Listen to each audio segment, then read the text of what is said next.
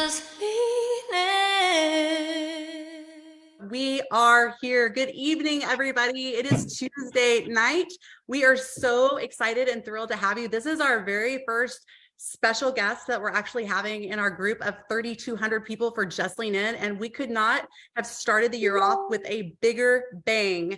This is my personal mentor, personal coach of over 25 years, I want to say it was. I met him when I was 19 years old. At the time, I did not know that I was a salesperson, nor did I know that I was a closer. And when I remember the very first time that I heard Jeffery Combs, every single thing he said resonated with me. And I began coaching with him. And a lot of people ask me today, Emily, how are you so successful? How do you build these businesses? How are you so good in sales? Well, I say I have a great mentor. His name is Jeffery Combs. He is so good, you guys. Even with the recent events that have happened in my life, he's been personal coaching me through it. And I've been functioning so much better and being able to really just lean into what we're doing. He doesn't just tell you what you should do. He tells you why you do what you do. And there's so much psychology about why we do what we do. And we thought tonight would be just an amazing topic to talk about letting go, because the majority of us in this group are looking to release weight. And at the end of the day, there's a lot of diets out there. Obviously, we believe Just Lean In is the best and the healthiest. But if you aren't letting go of what's going on inside, you're not going to successfully release the weight long term. So with that all being said, Jeff, there's so many things I could say about you. I do just want to say that I listen to your podcast every single day. I have my team listening to it, and you wouldn't believe the shift that our team has made in the last 2 weeks and the things that we're doing, all because of you. And after this call, you and I have our coaching session. So I'm really excited about that. Thank you very much. It's my privilege and pleasure to be here. So I have been a coach for 24 years, 17,000 clients, 70,000 hours one-on-one. So I've been a long-term committed coach, assisting people to understand why they do what they do. There's no video. I see you. Okay. I can see you. So Jeffrey, you were going to talk a little bit about tonight about letting go. What does that mean when you say letting go? Well, let's go back to our history first.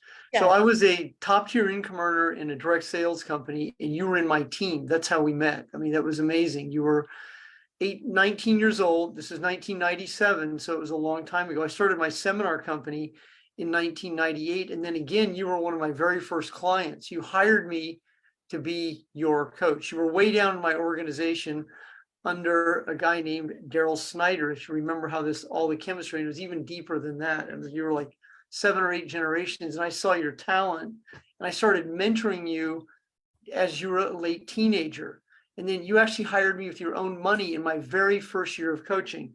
So the 17,000 clients I've coached, you were one of the first 100 to hire me. I mean, that's the chemistry we had. And then I watched you absolutely flourish in your selling career in the 2000s, where you became a multiple 6-figure income earner in corporate sales. And so I watched you have back-to-back years of sales success. So it's truly a privilege. And then to see you, I was really, really inspired when I heard that you and Jen have formulated lean in. That's one of my favorite terms, because I will cover that tonight, what lean in really means to me. And so I want to congratulate you, Emily, and then Jen, for being able to put this group together specifically for women who are committed to releasing the feelings that holds the weight in place. Because what most people do is they stuff their feelings, whether it's food, drugs, alcohol, compulsive debting, gambling, anorexia, bulimia. I specialize in cause and effect. So I'm a recovering addict myself, 34 years clean and sober, 13 years of codependent recovery. And I am the adult child of narcissistic parents and a narcissistic grandfather who were atheists and had no spirituality in their life. And I was a top tier athlete in high school. My father was a Hall of Fame coach, yet no matter what I did, it was never good enough. So my drug of choice became drugs, sex, and alcohol. And I would stuff my feelings primarily with alcohol over a 14-year drinking career. So when the topic tonight that I'm going to cover is not only a topic that I understand and teach, but it's a topic I live. So I assist people to understand that letting go is a skill.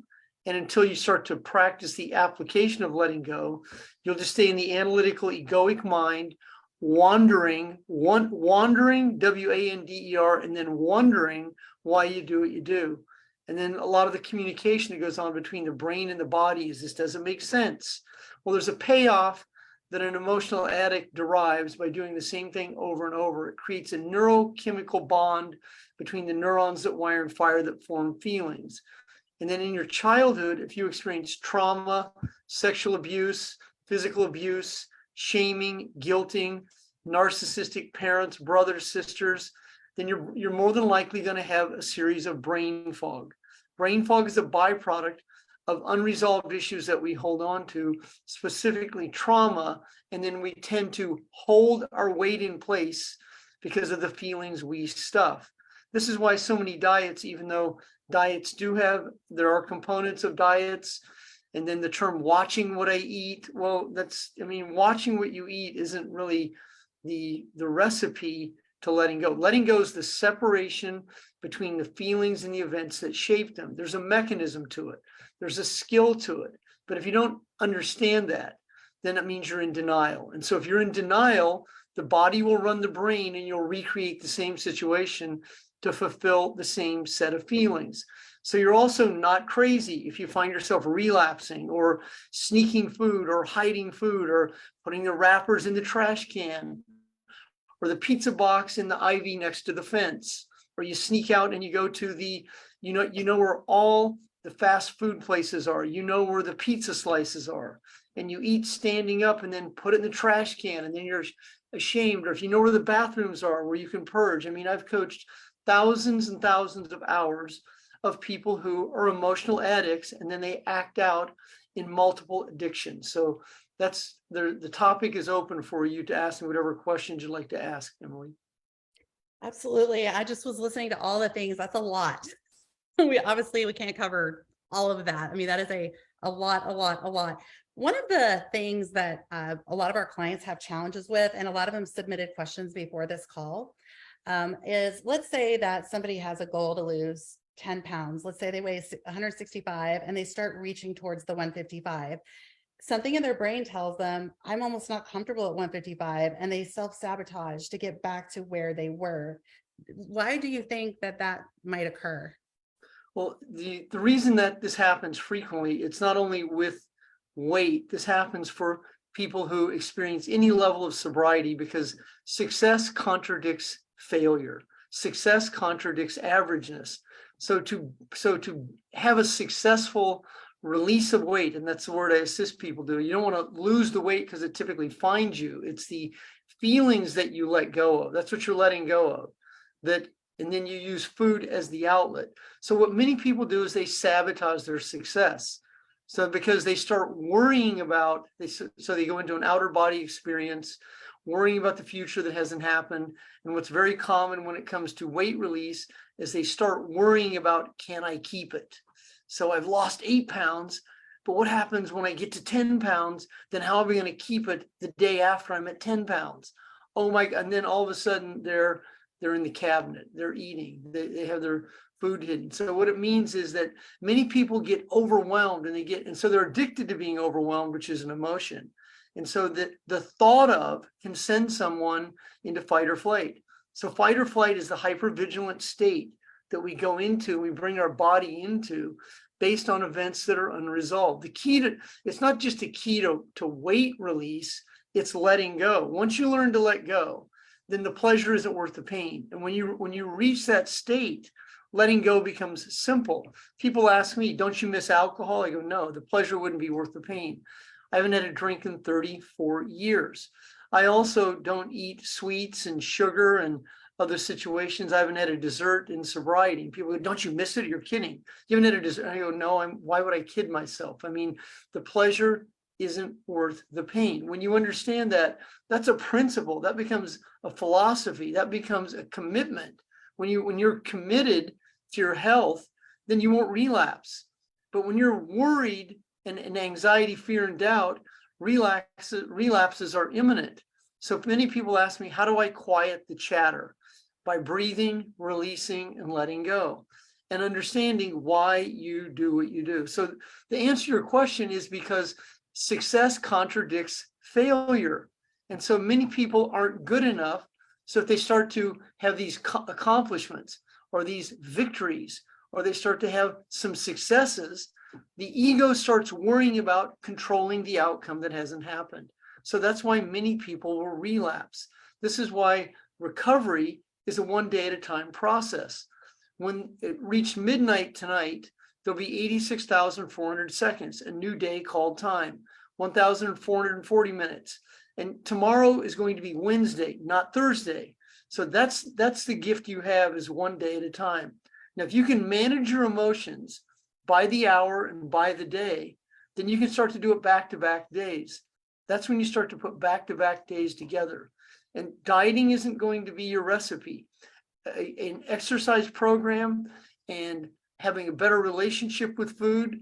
But if people are yo-yo dieters, that means they're chronic relapsers. So, and the skills that you're teaching people are very valuable, Emily, that your organization in Lean In is teaching people, is to have a different correlation between exercise, food, and feelings, because those are the trifecta of how we let go.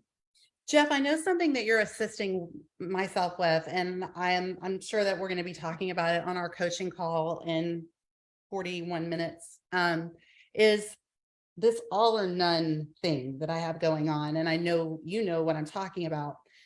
I, as a team, Just Lean In, we try to teach our clients, let's go for all or some. And you always talk about be in the flow. So I'll give you an example of what happens with our clients. They are on our regimen, they are following our program, they are checking in, and then they do have a relapse, and they decide to have a glass of wine, and then they think, well, I've had this glass of wine, or I've had this piece of cake, so I'm done, I'm out, I'm going all out. And they will go 3 or 4 or 5 days on this binge, we call binge eating, where they're eating mindlessly. They have this really unhealthy relationship with food, and then we're back to square one. So a lot of our clients, including myself, many times, we're either all in or all out. What would you suggest for people like us that have these personality types? How do we kind of get in the flow? Well, first of all, you're talking about a force counterforce relationship. It's the black and white dichotomy of right, wrong, good, bad. And that's how most of the world lives, because there's a spike up here in adrenaline, and then there's a bottom down here in grief and apathy. So it's the cardio cocktail. So it's adrenaline, cortisol. So the all or nothing situation is the story that many people create is I perform my best when my back's against the wall, which is, it's a story, because in reality, you would perform your best in a relaxed body. You would perform your best in peace, and you don't perform your best in high anxiety. You want to be able to even move beyond performing, because the objective is to be your best self. It's not perform, because performance creates anxiety for many people. Then it becomes performance anxiety. And that's why people have challenges maintaining their weight, because they're not sure if they can maintain that performance, that rigid performance of all or nothing. Life is not about all or nothing. Life is about a good life. But if you're not living a good life, and anxiety, fear, and doubt, that's what all and nothing's about. This is why people pay their taxes late. I coach a dentist right now he's a top tier porcelain dentist, porcelain veneers. His organization does over $4 million a year, but he's behind 7 years on his taxes. And so that's his all or nothing. So by being behind on his taxes, that means he's in a chronic state of overwhelm. He's in a chronic state of worry. He's worried about losing his business while having his best years. Well, he puts himself in this position because of the way he operates. He wings it. He doesn't have a structure. He doesn't have a forum. He doesn't have a routine. This is a common situation. And that's how many people do when it comes to exercise, diet, the relationship with food. It's all or nothing. And this is why people are all in January, and then they're all out in April, because it's all or nothing. And so this is what once again, it's a one day at a time process. You have to give yourself grace, learn how to let go, how to separate your feelings from the events that shape them. All or nothing comes from the events in childhood where we can't perform to a set of standards to receive the love that we deserve. And so what we do is we go balls to the walls. We And it's either, and many people they live in nothingness. They're not, forget all, a large percent of the world lives in nothingness, and they live in averageness, and they live in the pain or regret. And then they end up carrying an extra 100, 200 pounds of weight. They carry the debt, and they do things at the last minute. And then they see the all or nothing is pulling it off. You make the airplane at the last minute. You pay your taxes after 3 extensions. Because what it does is it creates a high. It's an emotional high. So there's a spike and the low. It's adrenaline and apathy, and that's what all or nothing is. In reality, it's a force counter force relationship. If you can access your power, like if you're in your power, which is flow, power is humility. So when you are so humble that you can't be humiliated, then you can't be rejected. You can't be abandoned. You won't experience grief the way other people experience grief. People will be confused by you because you have so much peace that it contradicts their anxiety. And they will try and stir you up and pull you into situations so you can be in their force counter force relationship. In true power and humility, you will see this because you're living in the present and flow, and you won't succumb to these type of people. I've clearly defined boundaries with my parents. I divorced them when I started to create these boundaries when I was a teenager. I started to understand it's important for me to have my own set of boundaries, and to also understand that we tend to over obligate. And so that's another part of all or nothing. We tend to over obligate ourselves because we can't say no to something. And we keep saying, yes, yes, yes, that's the all. And then we don't get around to it because that's the nothing. Or then when we do, then we're disappointed that the people that we've over obligated to don't give us the love or the recognition. That's the nothing. And then we're in the emotion of resentment. You know, one of the things that I've always admired about you, Jeff, is you have the most, I know we're wrapping up here, but do you explain your day? You have the most structured day of anyone I've ever met. And I know people have said, well, doesn't that stress you out? And you're like, no, it's the most relaxing thing ever. It's like, you always know what you're going to be doing for every moment of the day. Can you talk a little bit about how that relieves your, how that makes you feel at peace? Well, for me, it's many people don't understand it, so I typically don't even attempt to explain it. But what it means is I have a routine and a system. I'm a recovering winger, winger. My all or nothing was I'm so talented, I don't have to do what other people do. And I am talented. I'm super talented, but not talented enough to be as successful as I wanted to be. And I realized that I had to surrender my ego, which is the lower self that wants it all but doesn't want to pay the price. So I was coaching a man today who he wants to be a podcaster, an influencer. Well, I'm like, yo, chief, that's going to take some serious effort to build the database to make a full-time living, to be able to have YouTube recognize you with the followers. And that means it's going to require a lot more than you think it is. So he's setting himself up for failure. That's the all or nothing. So I have a routine. I mean, I believe I don't require a lot of rest. That's how I live. It's not that sleep's a waste of time, but I understand how to REM sleep, so I can rest on lower amounts of sleep than most people. So most people believe that the AMA, that's a whole nother story in itself down my rabbit hole. So the AMA suggests that we have 8 to 10 hours of rest. Well, that's not what I'm looking for. So I have a routine, I have a system, a method. I can account for my time because time is a commodity. Someone asked me today if they could speak to me for 10 minutes. And I said I couldn't because I don't have that time. And if she called the lawyer, well, that lawyer is going to bill her for 10 minutes. I mean, there wasn't any way I could do it. And she resolved the situation herself because I didn't over obligate myself. I have very clear boundaries on where I devote my time and energy. I also delegate my time to other people in other areas. I have an assistant, a top tier assistant who I can delegate situations out to. I have clarity, means I see the outcome before it happens. And then I have a very, very relaxed routine that I operate in one day at a time. It's called a millionaire habit. You can't become a millionaire on a thousandaires habit. It just doesn't happen. And it's important that you have a routine to your day that you feel comfortable with. But if you yourself say this is too rigid, or you say, oh, I can't do that, well, that's up to you to determine what that actually means. Jen, do we have any questions for Jeff before we wrap up? And I wanted him to share a little bit about his opportunities that he has for coaching. I haven't seen any come in. Nope. Okay, it's just they're all comments. Okay. Yep. Well, I really appreciate it, Jeff, you being on our call tonight. I'm so inspired, and it means a lot to our team that you would take 30 minutes out of your time. I've coached with you 3 times, I think 3 to 4 times. This is my 4th session. And I will tell you, Jen, I'm wondering, have you seen a change in me in the last couple of weeks? I actually have. Yeah, it's been really great to witness.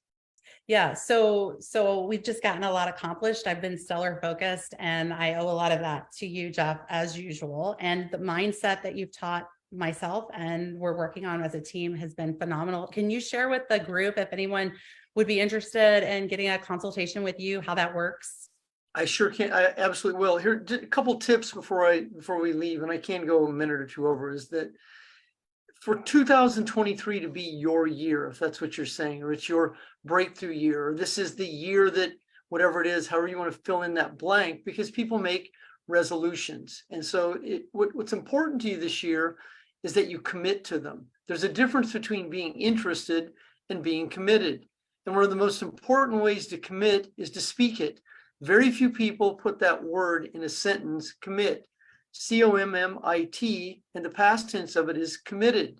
So when you're committed, there's no turning back. So when you're committed, you've burnt the ships in the harbor. When you're committed, you've burnt the bridge because you're on the other side. So if you're part of the Lean In group, which I said I'm going to cover what Lean In means to me. Lean In means that there's a centrifugal energy where you're forward. When you're in fight or flight, you're back here. Your feet are flat. Your energy is not projecting out. You're projecting in, usually criticizing yourself in guilt, shame, abandonment, and rejection. So for 2023 to be your year, your breakthrough year, your year of significance, your year of prosperity, your year of abundance, the year of the body that you create that you know you're capable of living in, the year that you're able to love yourself, the year that you're able to receive. I mean, these are some of the components that are required to create this breakthrough. It's not just looking great and having more money. There's a lot more to that in the neurological network of neurons that wire and fire that form your feelings. Because the most important aspect of you is feeling good enough. And that can come from your health, letting go of the feelings you stuff, having mentors and coaches, and then being able to successfully coach yourself. A mentor's greatest joy is to see a student that they was a mentoree become their own mentor. And then that mentor can mentor other people, and that's what creates a culture. We're in the most challenging times in world history. Never has our country required leaders more than right now. It's 2023, as you know what time it is. And I mean, the wolf's at the door. It's time to really wake up and be your best self. You can't be your best self when you're addicted to a set of feelings, carrying around an extra 10, 20, 30, 40 pounds of emotional weight and emotional feelings. Now is now, and now is your time to commit to be your best self. Yeah, we have some questions. We do have some questions. Do you have time or no? I do. I'll take a couple. Okay, thank you. I'm going to let Jen ask. Okay, awesome. So one of the questions that we got was, what do we do for pleasure while we are trying to get away from the addiction of emotional eating? Well, first of all, understand that emotional eating was not pleasure. It is an addiction. That's like asking me, what did I do for pleasure when I was clean in my first year, clean and sober? So I started to change behaviors. I read more. I exercised more. I found more simple pleasures in life that I had not been experiencing. Sobriety to me was liberating. It took me 8 years to get there, but once I crossed the bridge, that's commit, I realized that there was a whole nother life, that I was completely controlled by my addiction. And if you're controlled by food, then let go of the control of food and begin to experience the situations that you haven't been experienced because you've been in your head so much. Jen, that's really good. Yeah, there's another question. This is a really good one too. What are some tips for getting into your power and flow? Well, thank you, Jen. These are great questions. So flow means prosperity. Do you remember Frederick Lehrman? Emily, you remember Frederick Lehrman back in the day? Yes. Well, Frederick Lehrman was the author of the exceptional course called Prosperity Consciousness. So prosperity means prospero in Latin. It means in the flow. So the power in context and what it means to you as a listener, power is a non-physical energy called humility. And so the way that you are able to be in prosperity and flow is you let go of force. Force is when you wait to do things at the last minute. Force is when you try and force yourself not to eat something.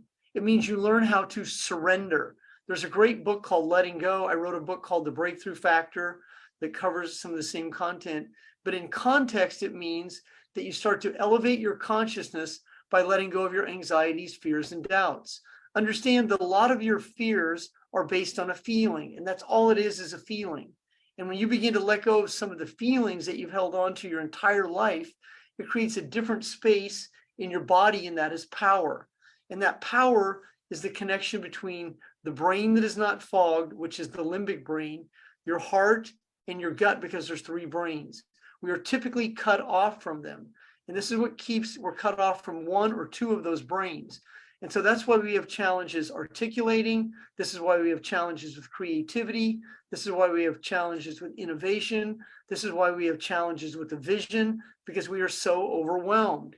And as you begin to address some of these feelings, that's why people hire me. That's why I have a waiting list. That's why I coach 14 hours a day, because of the demand I have to assist people to understand the skill of letting go. Letting go allows you to open up the entire side of your life that you haven't seen because you've been so overwhelmed, being overwhelmed, that you haven't been able to experience the joy and bliss that's waiting for you. That's called prosperity. Anything else, Jen, before we wrap up, Jeff wraps this up? No more questions, but I just wanted to read a couple of comments. There's one of our listeners said, this is incredibly powerful. One just said, thank you so much for the advice. Another said, fantastic. So just thank you so much. This was absolutely amazing. Thank you, Jen. I appreciate it. And congratulations on you and Emily's success in leaning in. So that's a really good term, because it means you're here now, but you're here in your body. So what many people do is they lean back. Leaning in is prosperity, because it means you're in the space. Many people won't move into that space in the quantum field because they're afraid of the outcome. Leaning in means like if I showed you in stature, it means that your feet are at a different space. Your left foot leads, and that's how you lean in.